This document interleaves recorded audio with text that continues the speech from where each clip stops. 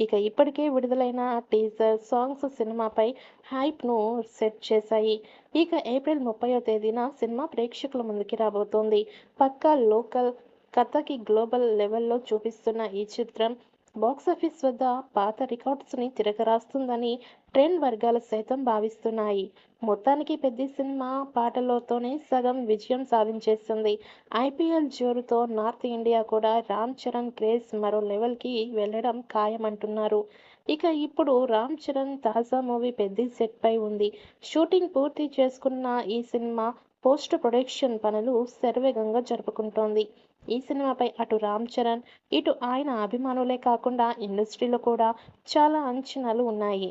ఈ సినిమా నుంచి వచ్చిన 2 సింగిల్స్ కూడా సోషల్ మీడియాను ఒక ఊపు ఊపేశాయి. రికార్డు వ్యూవర్‌షిప్‌తో సంచలనం సృష్టించాయి. దీంతో 'పెద్ది' సినిమాపై అంచనాలు మరింత పెరిగిపోయాయి.